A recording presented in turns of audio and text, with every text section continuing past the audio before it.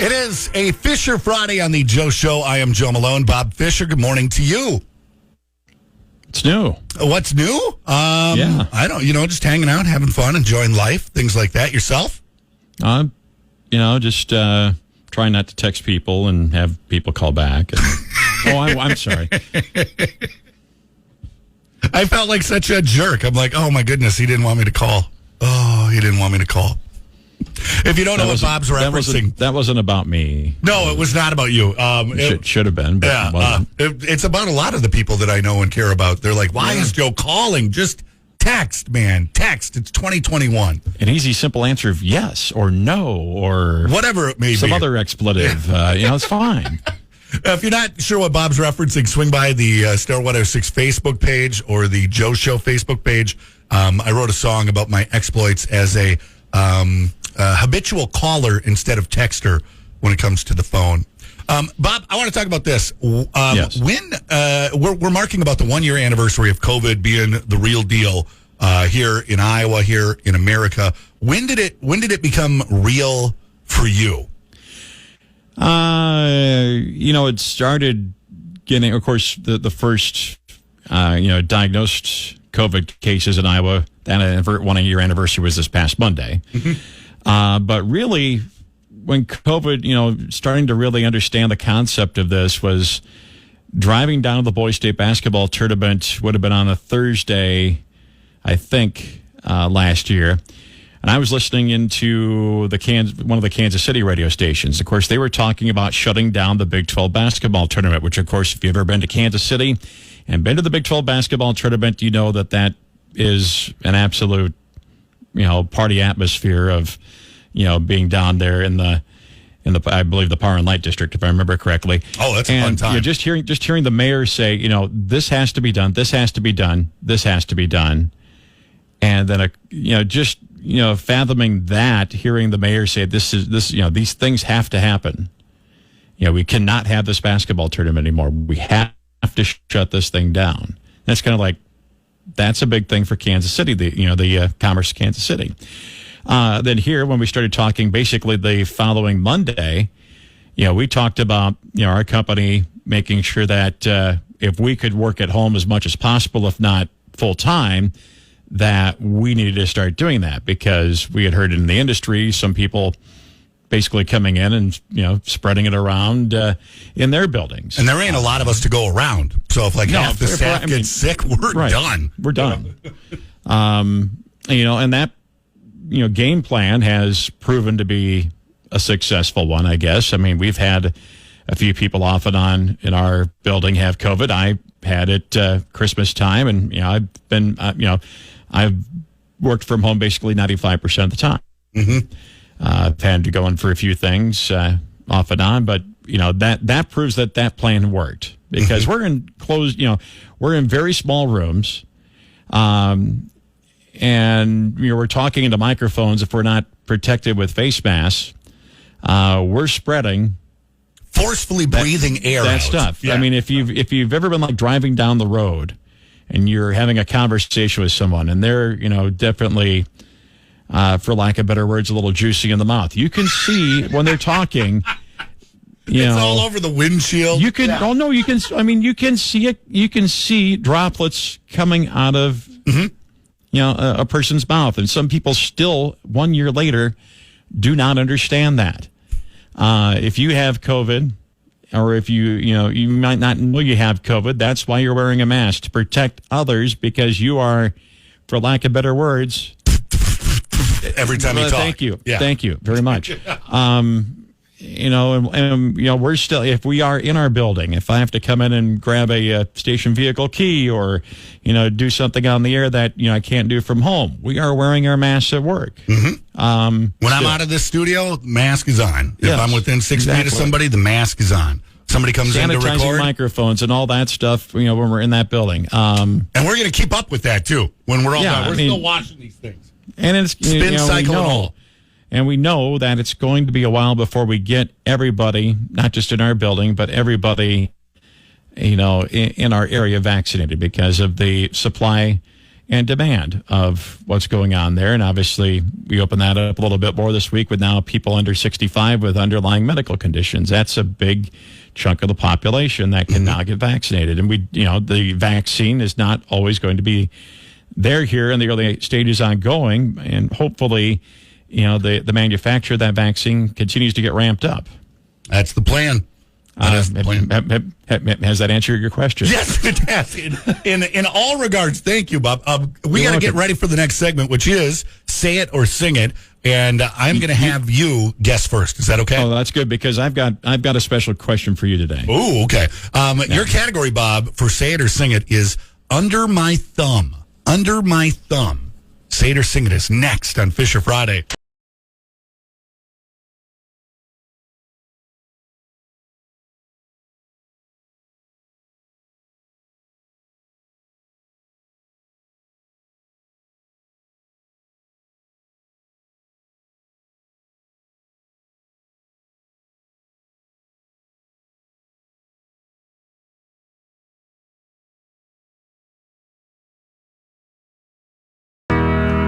Reminiscent about the good old days. It is Fisher Friday on the Joe Show. Say It or Sing It. Me and Bob in a competition against each other. And you're invited to guess along at home, work, or in the car, wherever you are. We have a category. We have 10 correct answers, 30 seconds to try and get to them. Loser sings. Bob, the song this week, Time of Your Life by Green Day. Are you familiar? Now I'm ready to sing this if I need to. This is a song I do know. Okay, good. The one I was originally going for was Chicago. Does anybody really know what time it is? But without the music, which we can't do because I like to podcast the stuff and whatever. Way too syncopated. It would have been a tough acapella. You're right. So because Sunday we spring forward, so we needed a time song. See, that's why. We're always thinking now I get here, it. Bob, Now I get it. Like now an onion. This show stinks, and there's layers to it. So, okay, your category, Under My Thumb, and what I need from you, 10 things that people use a remote for. 10 things that people use a remote for. On your mark, get set, go. Well, they use a remote for a television. They use a remote for a VCR or a DVR or a DVD player or a video player like that. They use a remote for a stereo system. They use a remote for a remote start for your car. You use a remote to open up your garage door. You use a remote for let's see here. Time. Blank. Well, it's 30 seconds anyway, so Time. There we go. Oh. Did I do well or you not? You got five. Wow. Although the car, you were close, but you didn't hit on the 2 cars that were in here. Well, actually 3 cars. First, what you got? Things you use a remote for. TV, VCR, which was very impressive, Bob, that you were able to go old school on that. DVD player, garage door you got, and stereo you got. Now you're saying there's something for not starting my car. No remote start in the car, but car alarm, car locks, lights, remote control car, and model plane all use a remote control. Okay. How many remotes do you have on? Do you have a coffee table? Yes. How many remotes are on your coffee table? But I don't use it for coffee. No. So is it really a coffee table? No, it's more of a beer table. A beer and chip table. Yeah, something like that, yes. How many remotes are on it? Well, I've got, of course, if you have satellite TV, you've got that one specific remote. Then, of course, you have the TV remote that it's hooked into. And I do have a stereotype remote that for the sound bar don't use anymore. So. Oh. Yeah, that's where we're at. We have 3. I currently know where 2 of them are located. But you have multiple TVs in your house. Well, yeah, but I'm just talking about for the one TV. We got the Roku remote, we got the soundbar remote, and then there's the remote that turns the TV on, and I have no idea where that one has gone. But luckily, we have children, they're able-bodied, they can get up and switch the TV to the different inputs. It's okay. All right, Bob, my category, my question. Hey, we're in the era of March Madness. Yep. And that's what your category is. March Madness. March Madness. Say it or sing it. Round 2, singing on the line is next in the history of humankind. And who took it? I believe it was a selfie. Or did you Was take it a selfie? You might be right. I knew I was there to see it being taken. I thought I'd taken it, though. It was on an old flip phone, a Razor, and before you could see what you were doing. And it's me and Mitt Romney, and Mitt Romney's kind of like, get this guy away from me. What's going on? That's exactly what he was thinking. Okay. Anyway. We've got round 2 of Say It or Sing It. Bob got 5 right, naming things that you use a remote for in round 1. My category, you said something about March Madness. March Madness. And, of course, we have March Madness coming up with the NCAA basketball tournament. And if you're, stuck at work, you can listen to games on AM 1300 KGLO. That's my cheap plug. Yep. Now, there are 26... And I'm going to stretch the rules here a little bit today. There are 26 division. This is by request too, by the way. I should mention. There are 26 Division I college basketball teams whose mascots or nickname do not end in the letter S.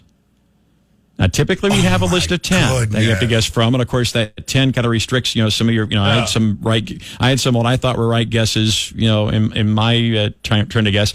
I'm going to let you play the field here for any of the 26 Division I college basketball teams whose mascots or nicknames do not end in the letter S. I'm going to give you one example to help people understand.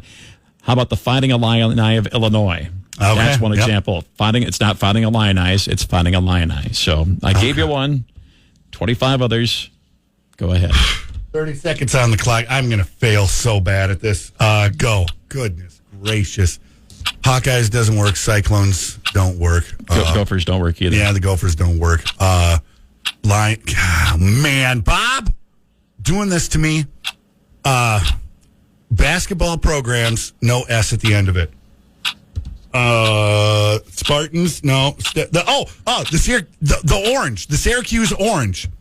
Okay. Stanford, but they're the Cardinals. Well, are they? Are they the Cardinals? The Stanford Red? God dang it. Is time up? Yeah, time is up. I'm going to give you Stanford Cardinal. At least you got the school. Okay. The university's name correct. And you got the Syracuse Orange. I have a feeling that I am going to do better at this Say It or Sing It with college basketball than I will do with my picks. I feel like my picks are going to be just garbage. Man. I'll be nice and say Fighting Illini of Illinois is 3. So you got 3 right. Thanks, Bob. Yeah. What? So you got Fighting Illini, you got Stanford Cardinal, we'll say, and the Syracuse Orange. Okay, let's go through the list here. Alabama Crimson Tide. Bucknell Bison. Centenary Gentlemen. We're going to know these things. No one's going to. I'm giving you a list of 26. Yeah. I mean, you had a chance to get over 10. Cornell Big Red. The Dartmouth Big Green. The Elon Phoenix. Harvard Crimson. Oh, yeah. Hofstra Pride. Howard Bison. The Marshall Thundering Herd. The Minutemen of UMass. The Navy Midshipmen. The Nevada Wolfpack. The North Carolina State Wolfpack. The North Texas Mean Green. The Fighting Irish of Notre Dame. The Red Flash of St. Francis. St. John's Red Storm. The the Tulane Green Wave. The Tulsa Golden Hurricane. The Dutchman of Union. The William and Mary Tribe, and the Wisconsin Green Bay Phoenix. There are your 26 Division I college basketball teams whose mascots or nicknames do not end in the letter S. As you're sitting there, you only got 3. Watching or listening to all of the coverage, and maybe you're at work and hollering to a coworker. That's a fun little game you can play back and forth.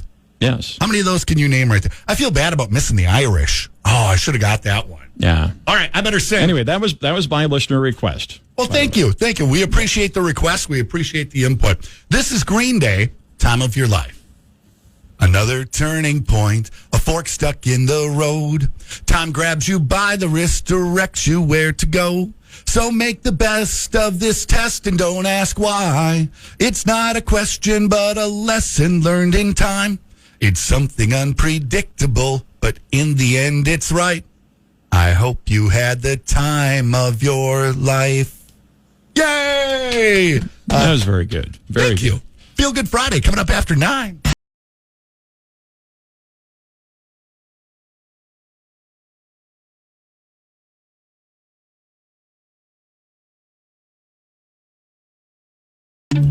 It is a Feel Good Friday on the Joe Show, brought to you by Cabin Coffee Company. Be happy, have fun, and start your day the Cabin Coffee way. Mason City, Clear Lake, and locations all over the place. Feel Good Friday for me, Bob. It involves you. Okay. It involves a couple other coworkers as well. Want to thank friends and family that helped contribute to my 6-year-old's fundraiser. She was selling all kinds of little snacky things and flower pot things and kitchen things. Fundraiser for her school to get new soccer nets, and I think we raised enough to buy a couple. So nice, very nice. Yeah, but it was cool. She had set a goal, and with your help and a lot of other friends and family, and a little bit from mom and dad in there too, to get the numbers where they needed to be at the end of it. Right. She managed to hit her goal, so she is very excited. Very good. And her sales pitch was great too, wasn't it? It was. Yeah, I was very. You know what? I was so convinced. I was only going to buy one thing. I ended up buying two. Buying two. Yeah, she'd go up and she'd be like, "We're trying to raise money for soccer nets. If I sell 100 things, I get a TV. What do you want to buy?" I'm like, well, I didn't know that. I'm going to buy two. Yes. What do you got for Feel Good Friday, Bob? Well, it's congratulations to all the winter sports teams for getting through their seasons, and of course, Clear Lake and girls and boys basketball, St. Ansgar and girls basketball, Lake Mills and boys basketball making the state tournament, Mohawk hockey team being in the final 8 at the state tournament or I keep calling it the state hockey tournament for hockey. It's actually the Midwest High School Hockey League tournament, since they have teams that are in Kansas City and Lincoln and Omaha. Yeah. That was an exciting winter sports season. Yeah. It was good. It was good. At least. Bob, coming up, we're going to play Name That Tune, but instead of a song, it's a jingle. Okay? Okay. That's next on Fisher Friday. Fisher Friday on the Joe Show. And Bob, we're going to play a little game. It's called Name That Jingle. Okay? Okay. And the way that this works is I'm going to tell you the name of the company. You have to tell me the jingle that's associated with the company. You got it? So, for instance, if I were to say Zilge's Appliance Center, you would say we're quality service and fair prices meet. Yeah, exactly. So, see, that's how it works. You ready? Okay. Yeah, I think so. We'll try to see how this goes. All right. First up here, Liberty Mutual Insurance. What is their jingle? Liberty Mutual Insurance or something like that. I don't know. Close. It's Liberty. And then there's like an E move for some reason. All right. How about this one? The Clapper. What is the jingle for the Clapper? Clap on, clap off, clap on, clap off, the Clapper. Bob's got one right. Thank you. All right. I think I got 1.5. Well, you okay, fine. 1.5. All right. I gave you 2 free answers on. I didn't need them. Say it or sing it. I didn't need them. I failed so bad that they didn't help. Go ahead. Ace Hardware. What is the jingle for Ace Hardware? Then they've switched it from the hardware guy to the hardware folks. I'm blanking on that one. I'm sorry. Ace is the place with the helpful hardware. Man. Yeah. But it's not Hardware Man anymore. They've changed that. Oh, is it changed? Yeah. Oh, weird. I think it's the hardware research folks. on this. The hardware folks. Oh, okay. It is now. How about Klondike? What would you do for a Klondike bar? Also acceptable. What would you do? I'm sorry. What would you do for a Klondike bar? All right. Next up here, Folgers. Name that jingle, Bob. And I can hear it in my head, but I can't. There's nothing like waking up with Folgers in your cup. Something like, I can't remember the exact wording. That's going to fill out. I'll give you a half on that. It's no, thank you. The best part of waking up is Folgers in your cup. We're going to do 2 rounds of this. Final question, round 1, Bob. Huggies. Okay. What is the jingle for Huggies? That one I have no clue. You don't know? You don't pay any attention to diaper commercials? I don't have a reason to. Okay. I've never had a reason to. Well, I'm willing to learn, though. The answer, Huggies jingle, Mommy, wow. I'm a big kid now. Oh, okay. Yeah, see? All right. Yes. We'll see. We'll see if Bob can improve. We've got some easier ones, some ones that should be a home run for you coming up here in the next segment of Name That Jingle on Fisher Friday. Oh, they're catchy. They get stuck in your head, and the companies hope they lead to you spending some of your bread. It is commercial jingles, and we're asking if Bob can name them this morning here on Fisher Friday. Bob, I'm going to tell you I'm a big kid now. Oh, I'm sorry. I'm going to tell you the name of the business. You got to tell me what their jingle is. Okay. First one here, Chia Pet. Chia. Yes, congratulations. How about Toys R Us? Now, I don't think they're in business anymore, but Toys R Us, do you remember their jingle? Oh, I thought they were coming back. Oh, I hope so. For some reason. Because what was their mascot? Was it like Jeffrey Giraffe or something? Yep. Da-da-da-da-da. Yep. Toys R Us kid. That's all I can remember. I don't want to grow up.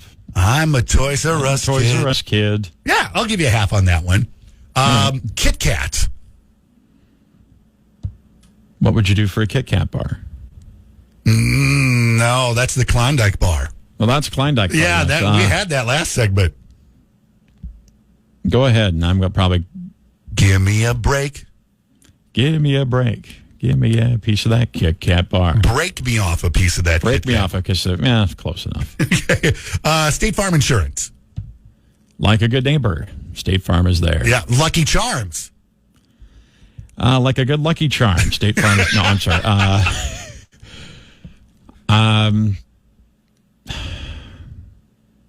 Yeah, I could see the Lucky Charms mascot, but I can't think of it. They're magically delicious. Oh, well, yeah. And now we've got the top 3 most memorable advertising jingles. We'll see if you know them. You set me up for failure. Okay, number 3 is Nationwide. What is their jingle? Nationwide is on your side is what their slogan is, but I can't remember how that...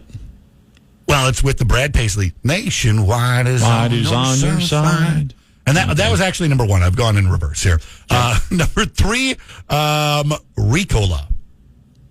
Ricola. Correct. And then how about McDonald's?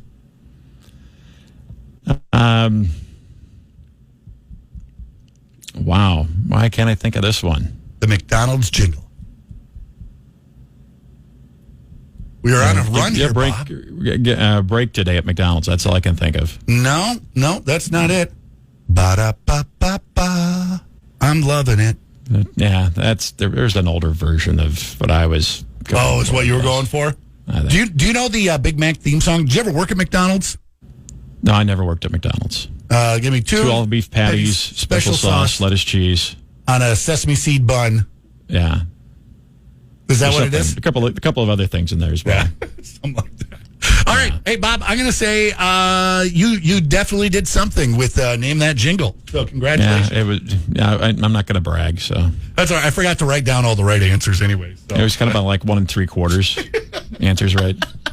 Bob, thanks so much. You're very welcome. Remember, set your clocks ahead Sunday morning, Saturday night, depending on what time you go to bed. And we'll reconvene next week. Sounds good. All right. Bob Fisher, Joe Malone, Fisher Friday on The Joe Show.